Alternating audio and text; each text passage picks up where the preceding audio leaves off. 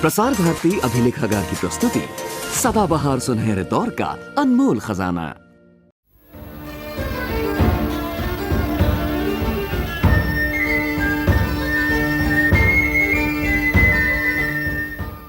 Shrimati Annie Besant, ये नाम आज भी श्रद्धा और आदर के भाव को जगाता है।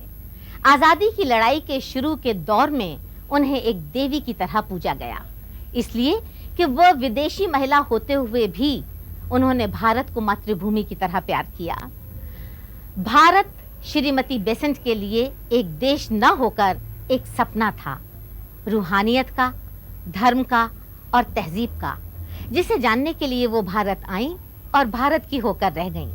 उन्होंने स्वराज्य का नारा घर घर पहुंचाने के लिए ब्रिटिश सरकार से टक्कर ली और फिर जेल भी गईं। भारत के लोगों ने उन्हें बेसेंट माता कहकर पुकारा और सम्मान दिया। 1917 में भारतीय राष्ट्रीय कांग्रेस की वो पहली महिला अध्यक्ष बनी और अपने तारीखी भाषणों में भारत की आज़ादी को यहाँ की महिलाओं की आज़ादी के साथ जोड़ा। श्रीमती एनी बेसेंट।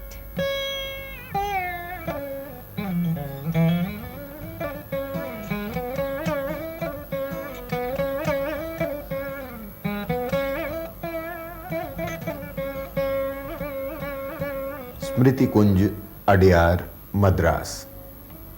यहां समाधि है उस महान आयरिश महिला की जिसने भारत को अपना दूसरा घर माना था और अपना सारा जीवन सत्य की खोज को समर्पित किया था। Shrimati Annie Besant theosophical society की अध्यक्ष थीं, पर इससे भी कहीं अधिक वो भारतीय नवजागरण की अग्रदूत थी। अपनी आत्मकथा में उन्होंने लिखा है कि उनका जन्म एनी वुड के रूप में 1 अक्टूबर 1847 को लंदन में हुआ था।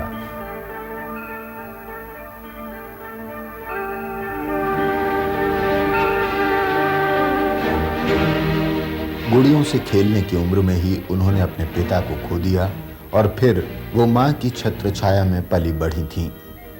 20 की होते न होते एक पादरी फ्रैंक बेसेंट से उनका विवाह हो गया, पर स्वतंत्र विचारों वाली एनी और उनके रूढ़िवादी पति के बीच कभी निभी नहीं। 1873 में दोनों अलग हो गए। एक तरफ रूढ़िपरस्त पति और दूसरी ओर सत्य की साधना में लगी हुई एक सती, इन दोनों में कोई मेल नहीं हुआ और आखिर दोनों को अलग होना पड़ा। और तब तक उनकी 2 संतानें हुई थी, तो उनको छोड़ने की भी बारी आई। तो जब पति पत्नी अलग हुए तो उनकी माताजी ने डॉक्टर एनी बेसेंट को बहुत बहुत समझाया कि ऐसा तू न कर, क्योंकि उससे हमारी बदनामी होगी। तब एनी बेसेंट ने जवाब दिया कि देखो माँ, मैं तुम्हारे लिए प्राण तक अर्पित कर सकती हूँ, परंतु सत्य के साथ मैं कभी भी कोई भी समाधान करने को तैयार नहीं हूँ। सत्य की खोज मेरी वैसी ही रहेगी जैसे आज तक रही है। तो पहले तो उनकी बेटी उनके साथ थी, परंतु वो बीमार हुई और उस वक्त उनको इतना दुख हुआ एनी बेसेंट को कि वे ईश्वर को कोसने तो नहीं, पर ईश्वर में अश्रद्धा प्रकट करने लगी। उन्होंने कहा कि ये कहाँ का न्याय है कि मुझे तो सही, परंतु मेरी इस मासूम बच्ची पर भी इतना अन्याय क्यों होता है। तो उन्होंने हाथ में क्लोरोफॉर्म की बोतल ले ली और वो आत्महत्या करने के लिए तैयार हुई। परंतु बचपन में जो वो आवाज़ सुना करती थी, जिसे हम अंतरात्मा का आवाज़ कहे, एक गैबी आवाज़ कहे, जो भी कुछ हो, परंतु उनको ये सुनाई दिया संदेश कि ये तू क्या कर रही है, इतना एक थोड़ा सा संकट आ गया और तू इतनी निराश हो गई कि अपने जीवन का अंत करने तक चली गई। तब उनकी श्रद्धा फिर से प्रकट हुई और उन्होंने कहा कि हमेशा हमारे जीवन में ऐसे संकट आया करते हैं, परंतु हमें उससे डरना नहीं चाहिए, घबराना नहीं चाहिए। हमारी जो यात्रा है वो उस तरह ही आगे बढ़ती रहनी चाहिए। परंपरागत ईसाई धर्म पर से विश्वास उठ जाने पर एनी बेसेंट नास्तिकतावादी दार्शनिक चार्ल्स ब्रैडलॉ की फ्री थॉट सोसाइटी में शामिल हुईं। 1878 में वे फेबियन सोसाइटी की सदस्य बनी। 1888 में उन्होंने एक माचिस फैक्ट्री में काम कर रही लड़कियों की हड़ताल का नेतृत्व किया और उनकी यूनियन बनाने में मदद दी। पर 1889 में एनी बेसेंट के जीवन की दिशा ही बदल गई जब किसी ने उन्हें मैडम ब्लेवेत्स्की की पुस्तक द सीक्रेट डॉक्ट्रिन की समीक्षा करने को कहा।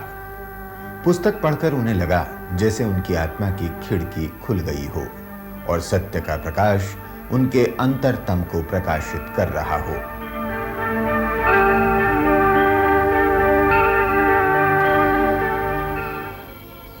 मैडम हेलेना पेट्रावना ब्लेवेत्स्की एक रूसी महिला थीं जिन्होंने अमेरिका के कर्नल ऑलकॉट के साथ मिलकर थियोसॉफिकल सोसाइटी की स्थापना की थी। इस सोसाइटी का मुख्य उद्देश्य है प्रकृति के अज्ञात नियमों और मनुष्य की आंतरिक शक्तियों की खोज। एनी बेसेंट मैडम ब्लेवेत्स्की से मिली तो उन्होंने उन्हें अपनी अंगूठी पहना दी और थियोसॉफिकल सोसाइटी के संचालन का सारा भार उन्हें सौंपा। इस सोसाइटी के ही काम से एनी बेसेंट 18 नवंबर 1893 को भारत आई।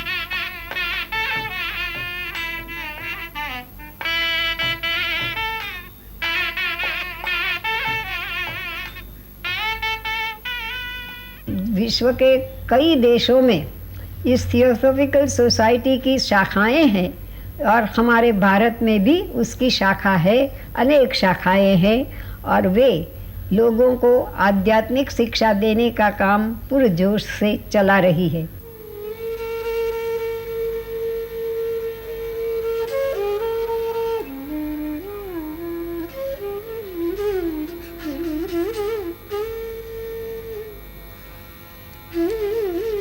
भारत में रहते हुए एनी बेसेंट ने भारत के लोगों की आशाओं आकांक्षाओं से अपने आप को एक किया। वे पूरे देश में घूमी और साम्राज्यवादी शासन में यहाँ की गरीबी और बदहाली का विद्रूप चित्र देखकर उनका मन विद्रोह कर उठा। एक महान संस्कृति के उत्तराधिकारी पीड़ित और दलित अवस्था में जीवन बिता रहे थे।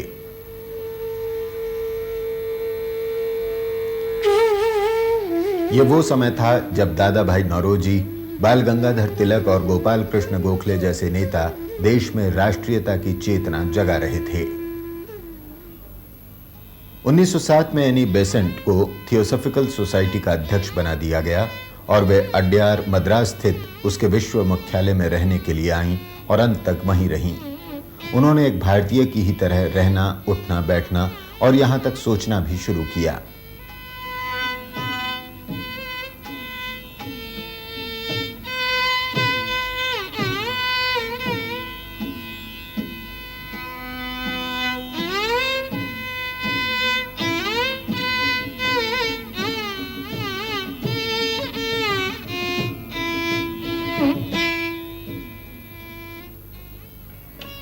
उन्होंने 1908 में वसंत प्रेस और उसके साथ ही थियोसॉफिकल पब्लिशिंग हाउस की स्थापना की। यहां से भगवत गीता के उनके प्रसिद्ध अनुवाद सहित 300 से अधिक पुस्तकें प्रकाशित हुईं। इन पुस्तकों में धर्म, दर्शन, सामाजिक सुधार और शिक्षा जैसे विषयों पर उनके विचार संकलित हैं और उनकी आत्मकथा भी शामिल है।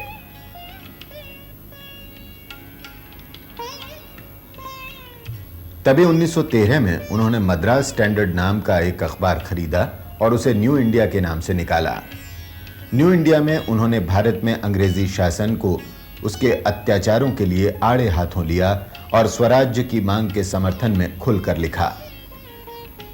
एनी बेसेंट को विश्वास हो गया कि जब तक भारत पर भारतवासियों का अपना शासन नहीं होगा, इस देश के लिए प्रगति करना असंभव है।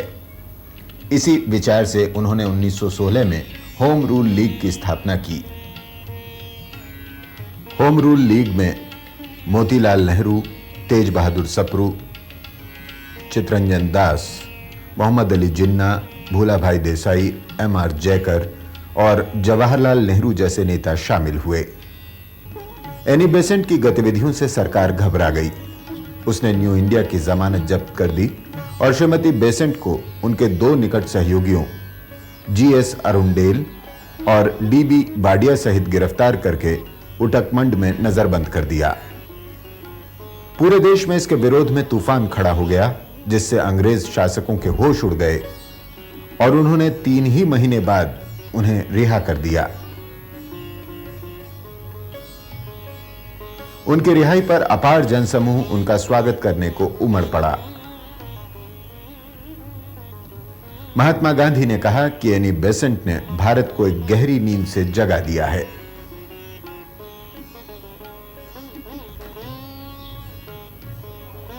एनी बेसेंट ने स्वराज के नारे को गांव-गांव, घर-घर पहुंचाने का प्रयत्न किया।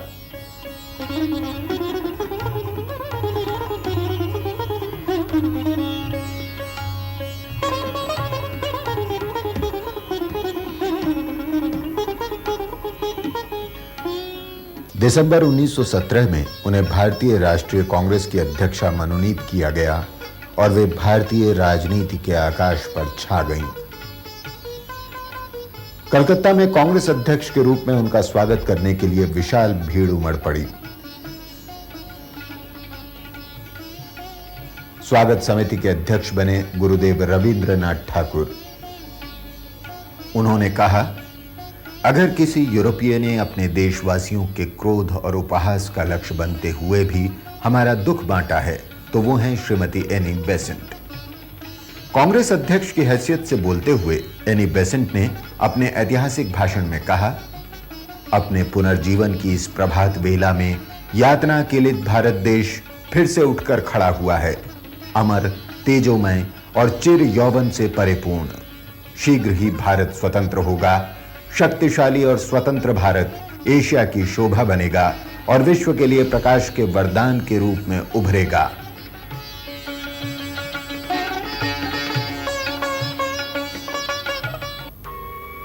धर्म और संस्कृति के केंद्र बनारस के लिए उनके मन में एक विशेष आकर्षण था।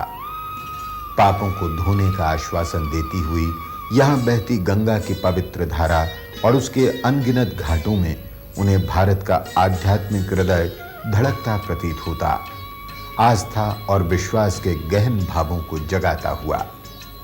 बनारस एनी बेसेंट का एक और कर्म क्षेत्र था। यहां आकर रहने से उन्हें शांति का अनुभव होता, इसीलिए यहां के अपने आवास का उन्होंने नाम ही शांति कुंज रख डाला। भारत की खोई गरिमा को फिर से पाने के लिए शिक्षा और चरित्र निर्माण पर एनी बेसेंट ने विशेष बल दिया। उन्होंने एक ऐसी शिक्षा प्रणाली की रूपरेखा तैयार की जो भारतीय जीवन मूल्यों और पश्चिम के ज्ञान विज्ञान के समन्वय पर आधारित थी।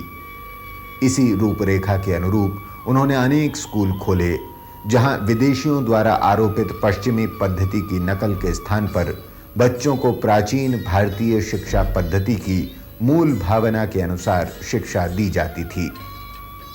एनी बेसेंट के लिए शिक्षा केवल पढ़ना लिखना सिखाने की बाहरी क्रिया नहीं थी, उसका उद्देश्य था बच्चों के आंतरिक गुणों का विकास।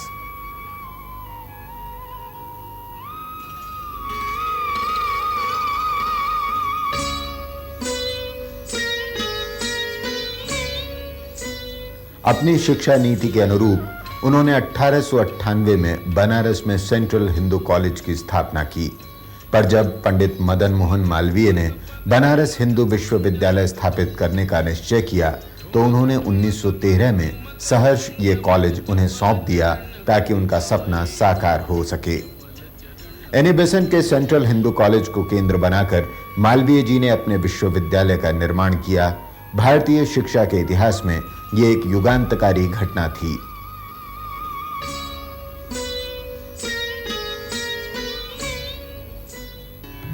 एनी बेसेंट ने ही भारत में 1918 में स्काउट आंदोलन शुरू कराया, जो तेजी से पूरे देश में फैला।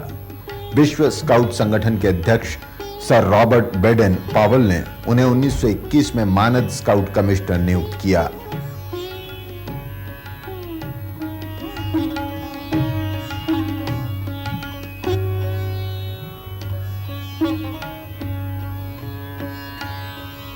उन्हें इस संगठन का सर्वोच्च पुरस्कार द सिल्वर वुल्फ भी प्रदान किया गया। युवकों में चरित्र की उच्च भावना और मूल्य चेतना जगाने के लिए उन्होंने मद्रास में यंग मेंस इंडियन एसोसिएशन नाम का संगठन शुरू किया। वहां उन्होंने गोखले हॉल बनवाया, जहां भारतीय युवक युवतियों को संसदीय प्रणाली से परिचित कराने के लिए संसद के सत्रों का अभ्यास कराया।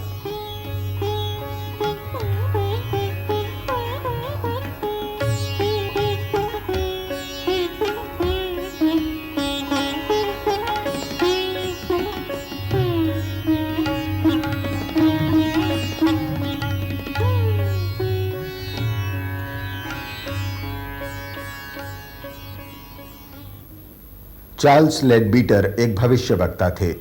उन्होंने जे कृष्णमूर्ति में भावी विश्व गुरु का रूप देखा। इस पर एनी बेसेंट ने कृष्णमूर्ति और उनके भाई नित्यानंद को अपने संरक्षण में ले लिया। उनका विश्वास था कि एक विश्व गुरु के रूप में कृष्णमूर्ति पूरी मानवता का मार्गदर्शन करेंगे। लेकिन कुछ समय के बाद कृष्णमूर्ति थियोसॉफिकल आंदोलन से अलग हो गए और सत्य के एक स्वतंत्र मार्ग पर चल पड़े। फिर भी एनी बेसेंट उन्हें अंत तक स्नेह और सम्मान देती रहीं।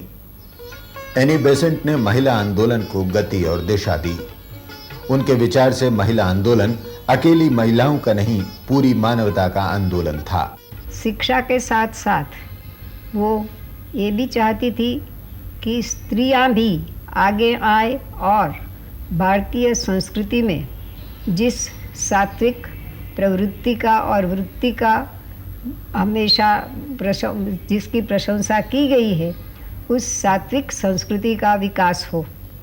इसीलिए वो स्त्रियों को संगठित करना चाहती थी और उनको ये बिल्कुल विश्वास दिलाना चाहती थी कि जब कभी पुरुष और स्त्री में कोई झगड़ा होता है तो याद रखिए कि हमेशा जीत स्त्री की ही होने वाली है, क्योंकि बापू की तरह वो भी शायद मानती थी कि स्त्री माने अहिंसा की प्रतिमूर्ति है, या तो स्त्री माने महाशक्ति की प्रतीक है, जो वो खुद भी थी। तो इस तरह उन्होंने स्त्रियों को संगठित करने का प्रयत्न किया और उसके लिए एक विमेंस एसोसिएशन भी स्थापित किया और बाद में जो एक विमेंस कॉन्फ्रेंस हुई उसमें भी उनका काफ़ी योगदान रहा। तो शिक्षा, संस्कृति, साहित्य सेवा भी उन्होंने अनोखी की। एक नए भारत के निर्माण के लिए विभिन्न क्षेत्रों में एनी बेसेंट ने अपने जीवन का एक एक क्षण समर्पित किया। इस सब के लिए भारत में उन्हें समय समय पर विशेष सम्मान दिए गए। शिक्षा और संस्कृति के क्षेत्र में उनके असाधारण योगदान के लिए बनारस हिंदू विश्वविद्यालय की ओर से 1921 में उन्हें डॉक्टरेट की मानद उपाधि प्रदान की गई।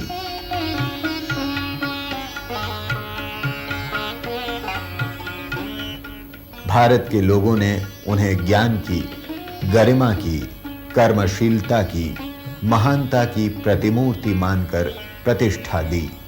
इन्होंने एक बार जो कहा था कि स्त्री माने महाशक्ति की प्रतीक है, तो मेरे ख्याल से वो ही उनके लिए कहा जा सकता है कि खुद एनी बेसेंट भी महाशक्ति की ऐसी प्रतीक थी कि जो बहुत लंबे अरसे तक, चिरकाल तक हमें प्रेरणा देती रहेगी, हमारे अंदर की शक्ति को जागृत करके हमें जो एक ईश्वरी शक्ति रही है उसके दर्शन करने की, साक्षात्कार करने की। एनी बेसेंट 87 वर्ष की हो चली। कर्मनिष्ठ जीवन के, त्याग के, साधना के, गतिशीलता के 87 वर्ष। और अंत में 1933 में वो दिन आया जब सत्य के पथ की इस महान पथिक ने अपनी जीवन यात्रा समाप्त की। उनके महाप्रयाण के समाचार से भारत में चारों ओर गहरा शोक छा गया। पूरा देश उनके अंतिम दर्शन करने और उन्हें श्रद्धांजलि अर्पित करने के लिए अडयार में उमड़ आया। थियोसॉफिकल सोसाइटी का विश्व केंद्र उनकी कर्मस्थली रहा था और यहीं उनके पार्थिव शरीर की स्मृति को सुरक्षित रखा गया। इस देश के नवजागरण में इस महान विभूति ने जो कुछ किया, उसके लिए कृतज्ञ देशवासी उनका सदा स्मरण करते रहेंगे। आज भी एनी बेसेंट का जीवन उनके लिए प्रेरणा का अक्षय स्रोत है।